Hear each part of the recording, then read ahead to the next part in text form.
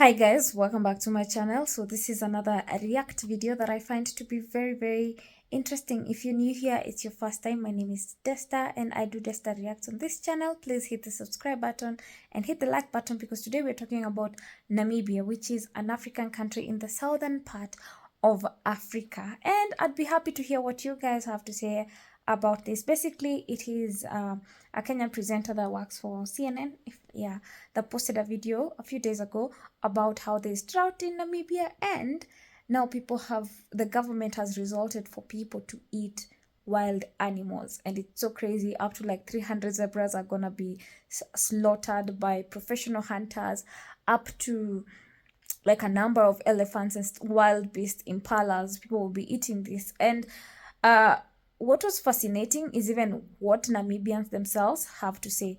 Now, I'm not taking credit on the reality of this matter or not, but I'm so happy in the current phase of life that we are in that we can speak about the realities of situation. We can hear from people from different places. I'm imagining about news some time back. I wouldn't be able to have a way to ask anybody from those countries on how the situation. Is it as bad as the news is showing? Is it as serious as it is? Like, to what extent is it? But let me let you watch this video and then we're gonna have this discussion. Desperate measures, Namibia having to kill wildlife to feed people who are starving, and yet the country seeing it as a necessary evil. In fact, the Ministry of Environment, they're calling it a sustainability intervention. Why? Because these animals will die anyway because of this drought, the worst in 100 years. And the practical parts of this first. They will come from areas that the government says have sustainable game numbers, and they will be killed by professional hunters and distributed to people in need all across the country. So that is the background for that. What kind of animals are we talking about? It's a fascinating number of different species we're talking about here. 83 elephants, 60 buffaloes, 30 hippos, 300 zebras, 100 blue wildebeest, 15 impalas, and 100 elands. So these are some of the animals that are earmarked for that. Already about 150 animals have been killed, providing more than 125,000 pounds of game meat to those that are in need across the country. Namibia and most of Southern Africa facing the worst drought in a century because of the El Nino weather phenomenon. Rain has dried up there, and this has been exacerbated by the climate crisis. And the other part of this is because the water has dried up, grazing lands are in limited supply. There's been some deadly human-wildlife conflict. Elephants are protected in many parts of the world, but Southern Africa has a population of about 200,000 elephants, so this will not make a big dent in that, but still, truly desperate measures to see a country having to kill wildlife to just feed the people who are at risk of starvation, almost half the population. Boris, Brianna. Yeah, it really tells us how bad things are. Larry, thank you for that. We do appreciate it. So the first time I saw this video, I had so many things I would talk about. First of all, it is the confirmation of how sustainable is this solution of the government supposing it's true. How sustainable is this solution to the people, and what happens if then the drought continues? Then in the long run, as much as we are saying this is a sustainable system, in the long run we are not gonna have animals. And the last time I checked, it was illegal actually to kill wild animals. Or I don't know, as you're saying it's a sustainable system, so you're also preventing the animals from dying. And now that I'm thinking about it, there's 2 million Namibians. Like, the population of Namibia is not big, and Namibia too has a very high production of beef. From the last time I was there was like a lot of beef produced and stuff like this. So hearing about this drought story, it's such a very interesting concept, especially when I think about how, as African countries, the concept of us being poor country and going through poverty and drought, and sometimes unfortunately floods, like opposite of these scenarios, just seeing how these matters have been happening, and this narrative of Africa has continued to be said even in current year of 2024. I'm just looking forward to a time we'll have a sustainable system that can solve this problem, if at all we are saying that this situation is actually as true as is. Anyway, I was keen to go in the comment section down below and hear from Namibians, as I have Namibian friends and I did reach out and none of them told me they've not even heard about this matter. Like, I was the one reporting of people having to eat elephants and the like. And keep watching, because I also did my own research on how do people eat elephant meat or wild animal meat, and I'm keen to share that with you as well. But before that, let's hear what some people had to say. So many Namibians apparently went in the comment section to talk about I'm Namibian living in Namibia, this is news to me, and laughing emoji. Can any Namibian confirm this for us if it's true? So we are starving in Namibia, or which Namibia am I living in? Don't awaken my anger issues, please. Which Namibia are you referring to? I wonder if Namibia knows about this, and I'm keen to even like. I have researched. I can't find any more details in terms of even like people, individuals, even like living. Maybe I didn't research enough, but you can share with me the videos. I'll be happy to see that. I'm in Botswana. Our neighbors didn't tell us this. I know, right? Us in Namibia, we are not aware. I'm Namibian. Why is this not trending in our country? Anyway, I ain't saying nothing. I'm just reading up, the comments. That country has a small population and they can't sustain that. What's happening? And this is what I'm talking about. Like, we need to come to a point that we are not even talking about systems that are not sustainable in a long-term situation. For example, for how long can we continue on this narrative of Africa is the richest continent and Africa cannot feed itself, kind of? Like, can't we come up with a way that we are able to solve this matter?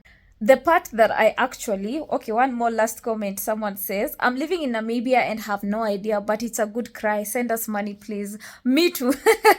Well, okay, I'm joking about the send me money, but I hear you as well on the same concept of why you would be like, send us money.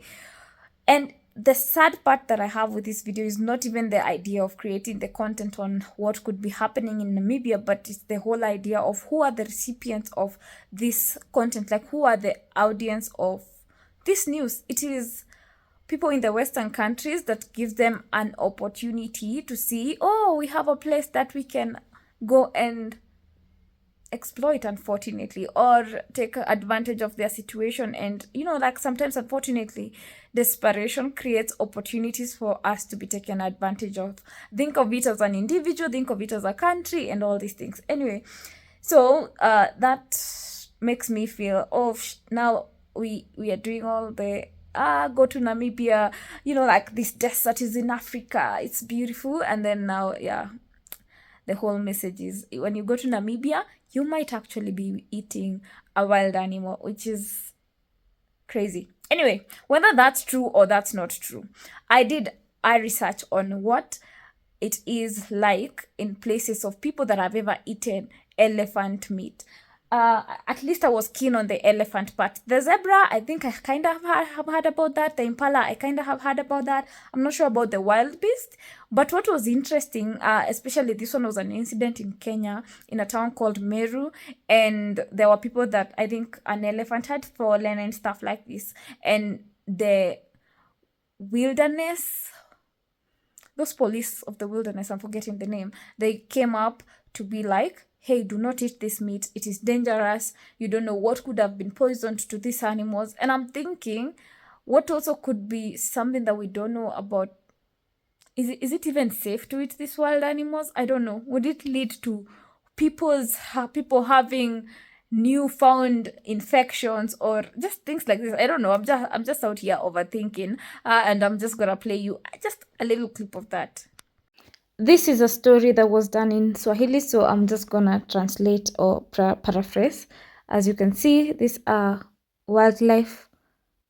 Kenya Wildlife Service warden, or at least officials of the KWS in Kenya, people in charge of taking care of wildlife animals or so, I guess. Anyway, so an elephant is there, and now she was giving a speech on how do not eat this elephant because it has been injected with some quote-unquote poison. So I'm just gonna let that play so people who can understand will understand. Kwa hivyo ombi langu kwenu ni hili, na waomba.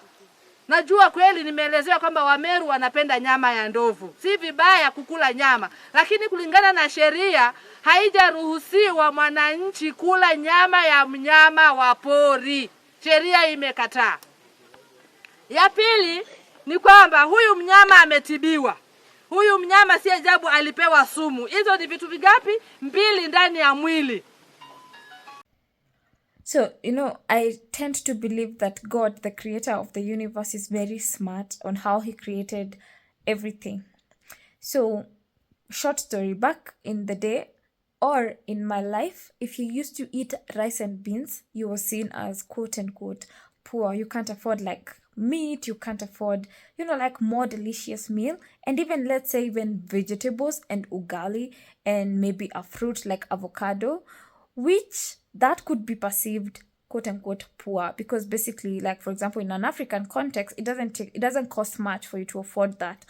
But compared to other people that eat, like different kind of meals, as seen, like they've made it. A good example would be cereal.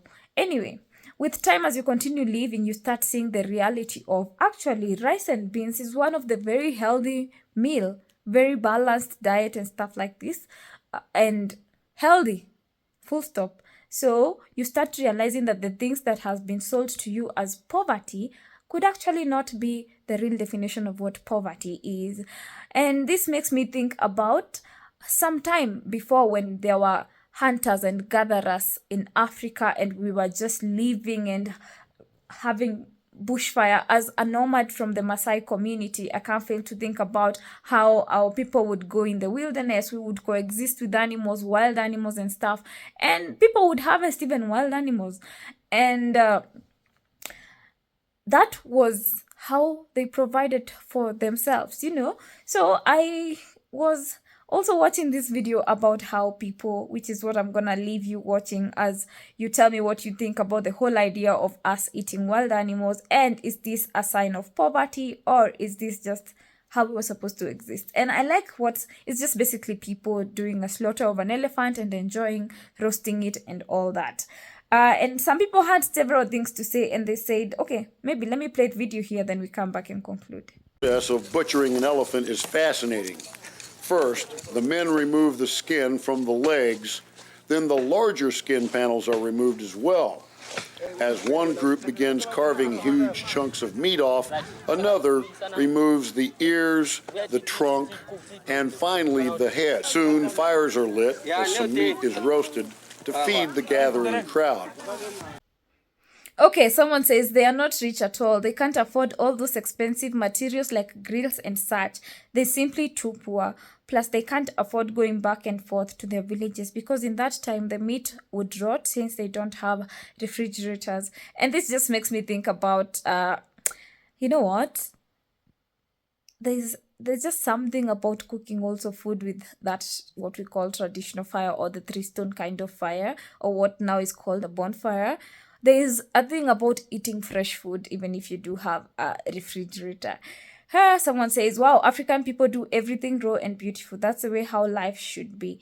I'm not even mad you killed the elephant, because Africans ain't as spoiled as the US. Okay. Then someone says, this is what people in Africa have to resort to from poverty and lack of food. It's only surprising by others because they haven't seen this type of thing happening. Yet they realize people in their local supermarkets sell parts of an animal that's been stricken in the same way as this elephant.